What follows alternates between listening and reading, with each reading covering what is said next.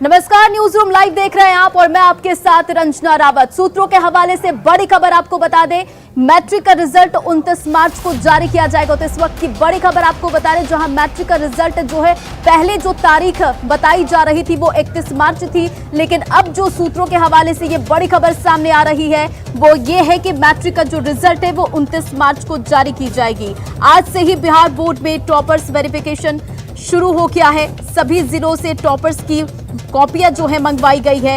Experts interview ले रहे हैं। तो ये बड़ी खबर आपको सूत्रों के हवाले से बता रहे हैं, जहां 29 मार्च को मैट्रिक का रिजल्ट जारी किया जाएगा। 17 मार्च को ही पूरा हो गया था मूल्यांकन का काम। 24 मार्च को मोतिहारी में पुनर्परीक्षा की वजह से देरी हुई थी। आपको बताते चले कि पिछले साल 5 अप्रैल को रिजल्ट जारी हुआ था और इस बार भी पिछला रिकॉर्ड तोड़ने का बोर्ड का लक्ष्य। और इस पर अधिक अपडेट के साथ हमारे संवाददाता रजनीश कुमार इस वक्त फोन लाइन पर जुड़ गए। रजनीश, देखिए, जो पहले खबर आ रही थी वो ये थी कि 31 मार्च को रिजल्ट आएगा, लेकिन अब ये जो तारीख बदलकर 29 मार्च हो गई है, क्या कुछ जानकारी? बिल्कुल, देखिए, मोतिहारी में जो पुनर्परीक्षा हुई है यानी 24 मार्च को, उसका मूल्यांकन का काम आज शाम तक पूरा कर लिया जाएगा और इसी वजह से बिहार बोर्ड ने दोनों रिजल्ट को सम्मिलित करने के साथ टॉपर्स वेरिफिकेशन का काम शुरू कर दिया है। टॉपर्स वेरिफिकेशन का काम जो है कल दोपहर तक चलेगा और बिहार के टॉप 20 वैसे स्टूडेंट्स जिन्होंने टॉप 20 की श्रेणी में जगह बनाई है, उन्हें बिहार बोर्ड फिजिकली रूप से बुलाया गया है। कल ही उन्हें फोन कॉल किया गया था और अभी एक्सपर्ट टीम जो है, जो अलग अलग सब्जेक्ट के हैं, वो बारी बारी से इंटरव्यू कर रहे हैं, हैंड राइटिंग का मिलान कर रहे हैं, ऑब्जेक्टिव सब्जेक्टिव से सवाल कर रहे हैं और उसके बाद ये पता चलेगा कि टॉपर्स जो है वो एक्चुअल में उतना नंबर लाए हैं। उसके बाद जो है रिजल्ट जारी किया जाएगा। न्यूज 18 सबसे पहले जानकारी दे रहा है, चूंकि सूत्रों के हवाले से जो खबर आ रही है कि 29 मार्च को हर हाल में बिहार बोर्ड रिजल्ट जारी करेगा। शिक्षा मंत्री विजय कुमार चौधरी दोपहर में रिजल्ट जारी करेंगे और ये फिर से एक बार नया इतिहास बनेगा, क्योंकि जिस तरह से पूरे देश भर में बिहार बोर्ड ने सबसे पहले इंटर का रिजल्ट जारी किया था और अपना ही रिकॉर्ड तोड़ा था, उसके बाद अब मैट्रिक में भी इसी तरह से पूरे देश में सबसे पहला बोर्ड होगा जो मार्च महीने में रिजल्ट जारी करेगा, साथ ही अपना भी रिकॉर्ड फिर से तोड़ेगा। क्योंकि पिछले साल 5 अप्रैल को मैट्रिक का रिजल्ट जारी हुआ था, लेकिन इस बार एक सप्ताह पहले कहिए कि मैट्रिक का रिजल्ट जारी करने की बिहार बोर्ड तैयारी कर ली है और दोपहर तक 29 मार्च को जो 16 लाख से ज्यादा परीक्षार्थी है उनको खुशखबरी मिलेगी। रिजल्ट जो है पिछले साल की तुलना में ये भी खबर आ रही है कि बेहतर हो रहा है। जी चलिए, इन तमाम जानकारियों के लिए बहुत बहुत शुक्रिया रजनीश।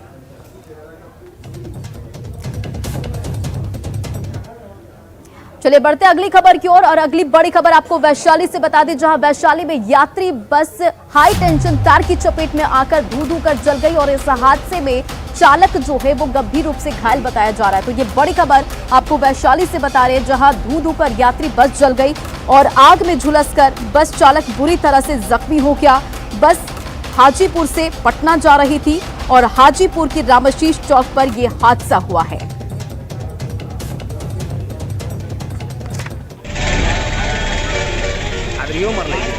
तो ये तस्वीरें आपके सामने इस हादसे की, जहां यात्री बस धू कर जल गई। आपको बताते चले कि हाई टेंशन तार की चपेट में आने से ये हादसा हुआ और इस हादसे में जो बस के चालक थे वो गंभीर रूप से जख्मी बताए जा रहे हैं। आपको बताते चले कि ये जो बस थी हाजीपुर से पटना जा रही थी।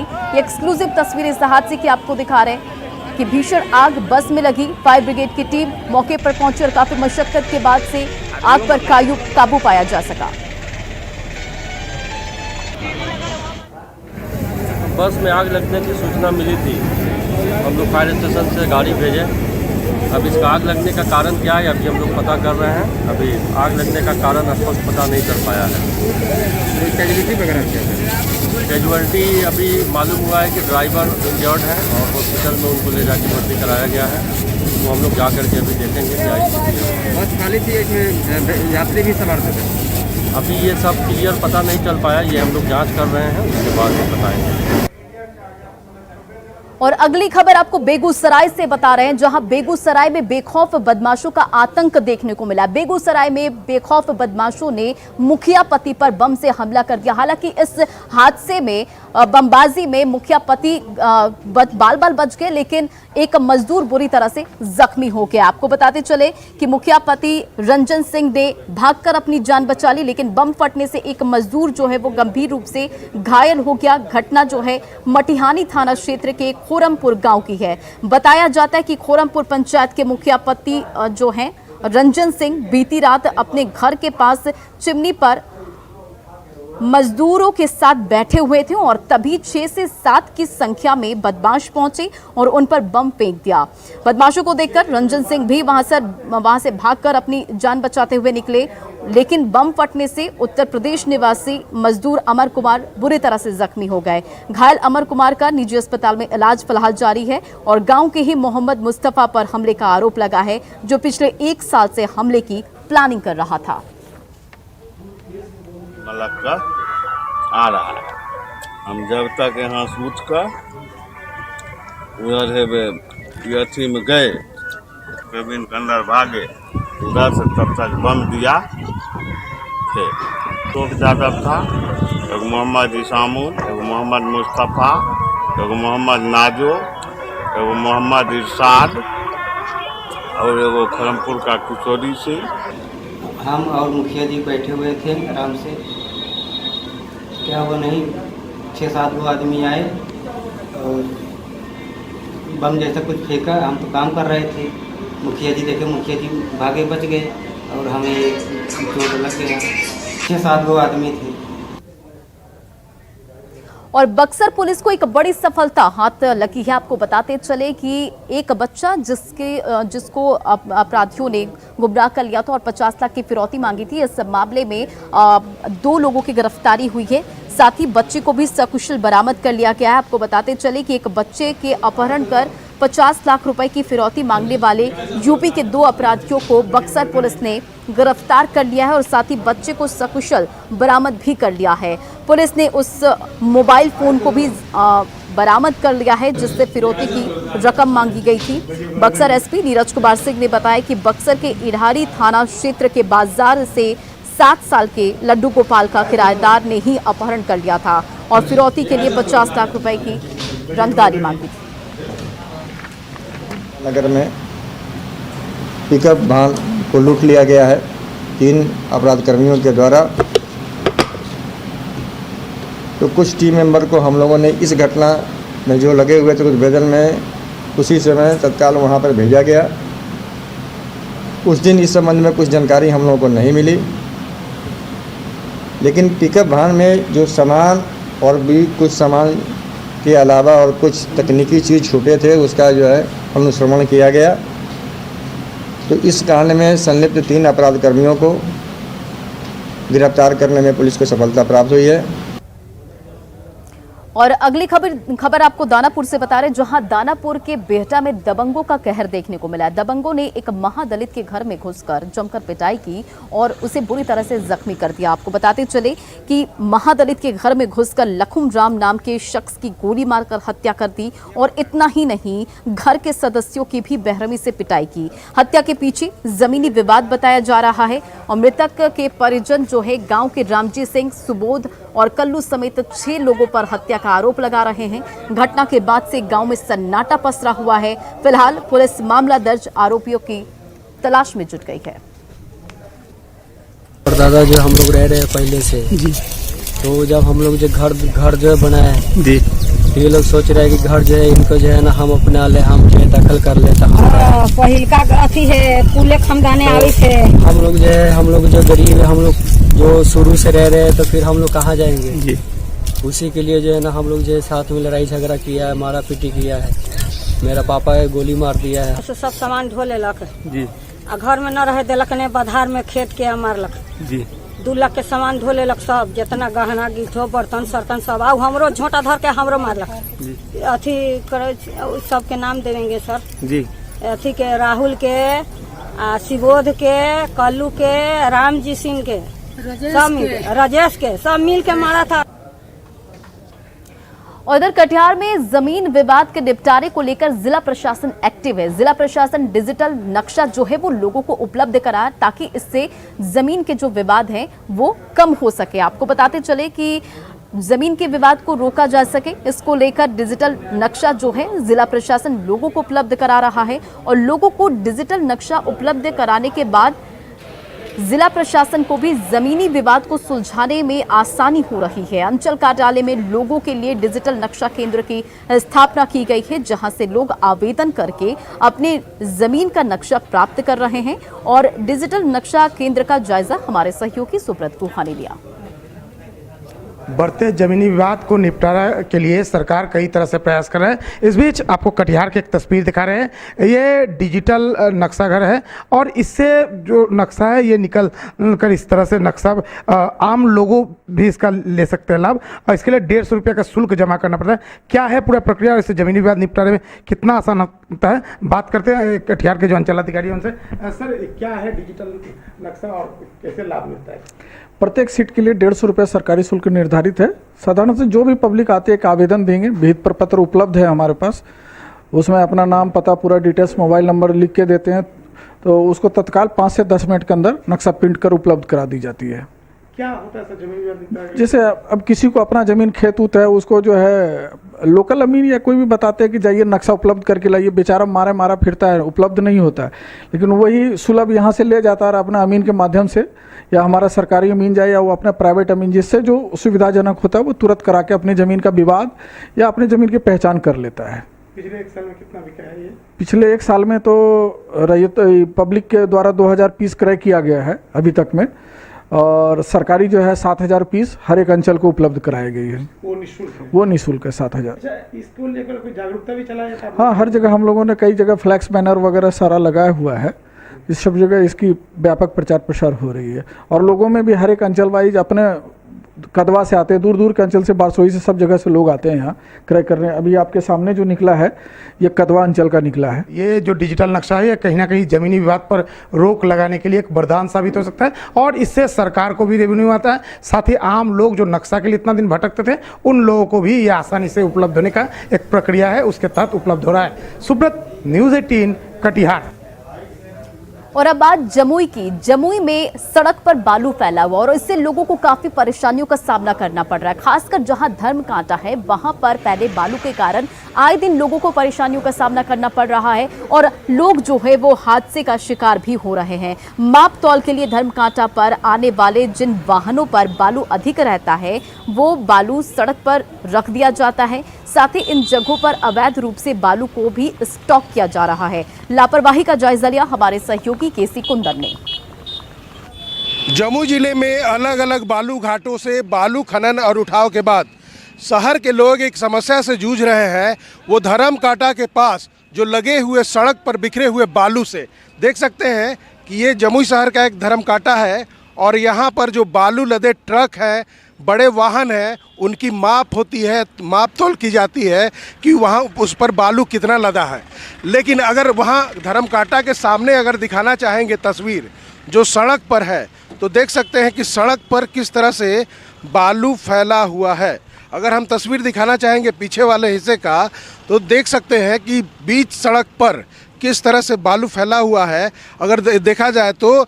और इस बालू के कारण जो सड़क पर बालू है, जिस कारण हर दिन सड़क हादसे होते हैं। जमुई शहर का नीमा मोहल्ला है और नीमा मोहल्ले का धर्मकांटा के पास देख सकते हैं कि जो सड़क पर बालू फैला हुआ है उससे लोग हादसे के शिकार होते हैं। दूसरी बात यह भी है कि यहाँ पर जो धर्मकांटा है वहाँ पर आसपास देखा जाए तो बड़ी मात्रा में बालू रहता है और देखा जाए तो चारों तरफ जो बालू फैला हुआ है उस तरह से लोगों की परेशानी तो बढ़ी ही है, सड़क हादसे होते हैं। साथ ही अगर देखा जाए तो अवैध तरीके से धर्मकांटा के पास बालू को स्टोर करके भी रखा गया है। हम तस्वीर दिखाना चाहेंगे, देख सकते हैं कि किस तरह से यहाँ पर बालू को स्टॉक करके रखा गया है जो अवैध है। बताया गया कि यह वो बालू है जो धर्मकांटा पर जो ट्रक या वाहन पर लदे बालू थे और ज़्यादा मात्रा होने पर उन्हें यहाँ पर डंप किया गया है, रखा गया है। कहने का मतलब कि एक तरह से जहाँ पर सड़क पर लोग फैले बालू से परेशान है। जहां धर्मकांटा है वहीं पर धर्मकांटा के पास इस तरह से बालू के अवैध स्टॉक भी किए जा रहे हैं जो कहीं से भी वैध नहीं है, यह गैर कानूनी है। कहने का मतलब कि इस मामले में धर्मकांटा और साथ ही जिला प्रशासन लापरवाह है कि सड़क पर फैले बालू को हटा नहीं रही है और लोग हादसे के शिकार हो रहे हैं। केसी कुंदन, न्यूज़ 18 जमुई।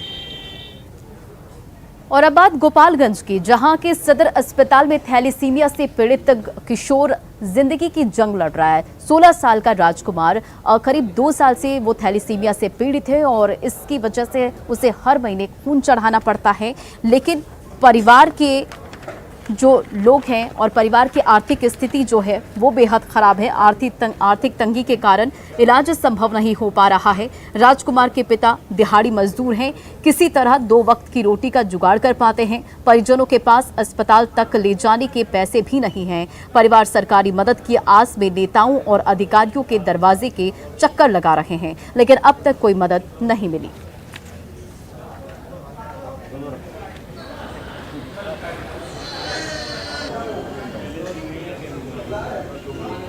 थैलेसीमिया के बीमारी बाटे, हम गरीब बानी, हम उतना पहुँच नहीं पावत। रबलो से हम मदद मांगतानी कि हमरा लड़का के ब्लड दी लो सब भाई लो से कि हमार लड़का जी जास, सब पंच के बरोबर हो जास। हम गरीब बानी, उतना हम पहुँच नहीं पावत। नाम राजकुमार हो, हमार थैलेसीमिया के बीमारी बा, हमेशा ब्लड चढ़ेला। हमारा के जान बचाई लो, ब्लड डोनेशन करके हमार जान बचाएंगे। और आज बीजेपी कार्यालय में महत्वपूर्ण बैठक जारी। आपको बताते चले कि प्रदेश अध्यक्ष संजय जायसवाल की अध्यक्षता में ये बैठक जारी है और तमाम जो विधायक हैं, एमएलसी है, सांसद हैं, वो इस बैठक में मौजूद हैं। प्रदेश अध्यक्ष संजय जायसवाल ने बताया कि विधान परिषद चुनाव में सभी 24 सीटों पर एनडीए की जीत होगी। वहीं प्रदेश अध्यक्ष ने बताया कि अमित शाह के बिहार दौरे की तैयारी को लेकर बैठक में चर्चा की गई। आज की बैठक मुख्यतः 2 विषय पर हो रही है। पहला तो विषय है कि एमएलसी चुनाव हो रहे हैं, एनडीए गठबंधन सभी 24 सीटों पर जीते, यह हमारे विधायकों की जिम्मेवारी है और इसलिए कोई भी उनके क्षेत्र में जिस भी एनडीए गठबंधन के दल का प्रत्याशी खड़ा हो उसके लिए एक पूरी योजना बनाना है हम लोगों को। और उनको यह विधायकों की जिम्मेवारी है, भाजपा हो या जदयू हो या लोजपा हो, जो भी प्रत्याशी जहां से खड़ा है एनडीए गठबंधन का, उसको जिताने के लिए आज विस्तृत बैठक हो रही है। दूसरा, आज़ादी के अमृत उत्सव में माननीय गृह मंत्री जी बिहार का आ रहे हैं और एकमात्र अविजित राजा जिन्होंने अपने गद्दी पे बैठने के बाद ही उनकी शहादत हुई, वैसे बाबू कुंवर सिंह जी को सम्मान देने के लिए आज़ादी के अमृत महोत्सव में हम अपने सभी स्वतंत्रता सेनानियों का सम्मान दे रहे हैं, उनको याद करें, जिससे आने वाली अभी जो बच्चों के हैं वो बच्चों को बहुत कम जानकारियां हैं हमारे शहीदों के बारे में, हमारे स्वतंत्रता सेनानियों के बारे में। उनकी जानकारियों को बढ़ाने के लिए, उनको अपने इतिहास से परिचय कराने के लिए ही यह आज़ादी का अमृत महोत्सव माननीय प्रधानमंत्री जी पूरे भारत में कर रहे हैं। और केंद्रीय गृह मंत्री अमित शाह 23 अप्रैल को बिहार आने वाले हैं और इसे लेकर तैयारियां की जा रही है। आपको बता दें कि आजादी के अमृत महोत्सव को लेकर कार्यक्रम का आयोजन होने वाला है और इसी के तहत गृह मंत्री अमित शाह जगदीशपुर पहुंचने वाले हैं। देखिए ये रिपोर्ट।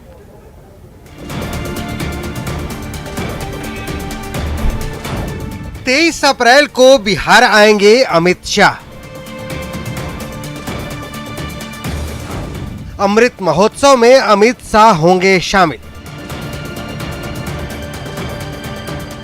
अगले महीने गृह मंत्री अमित शाह बिहार आएंगे। अमित शाह भोजपुर में वीर कुंवर सिंह विजयोत्सव कार्यक्रम में शिरकत करेंगे। गृह मंत्री आजादी का अमृत महोत्सव कार्यक्रम के तहत वीर कुंवर सिंह की स्थली जगदीशपुर भी जाएंगे, जहां गृह मंत्री भोजपुर की जनता का आभार जताएंगे। चर्चा हुई है आजादी का अमृत उत्सव में कुंवर सिंह जी के जो अंग्रेजों से जीत हुई थी उसको अमर करने के लिए और वह कार्यक्रम के लिए माननीय गृह मंत्री जी स्वयं भोजपुर की जनता को आभार देने आ रहे हैं। इधर 4 अप्रैल को होने वाले बिहार विधान परिषद चुनाव को लेकर बीजेपी के प्रदेश पदाधिकारियों की बैठक हुई। इस बैठक में एमएलसी चुनाव की रणनीतियों के साथ साथ गृह मंत्री के बिहार दौरे की तैयारियों की भी समीक्षा हुई। पटना से न्यूज 18 के लिए शैलेंद्र कुमार की रिपोर्ट।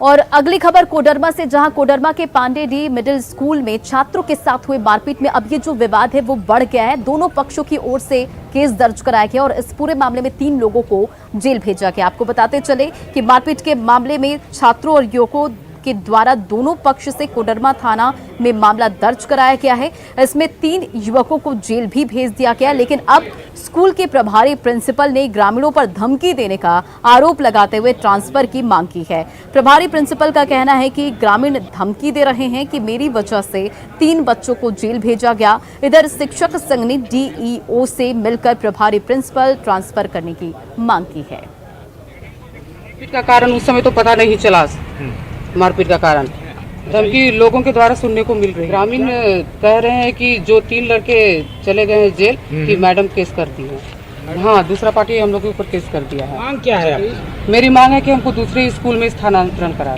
मैं उस आश्वासन से मैं संतुष्ट नहीं हूँ। आगे संघ अगर इस पर इस कार्य के लिए अगर वो 1-2 से दिन में अगर वो कुछ एक्शन नहीं लेती हैं तो संघ आगे के लिए रणनीति बनाएगी। और फिलहाल इस बुलेटिन में इतना ही। बने रहे आप न्यूज 18 बिहार झारखंड के साथ।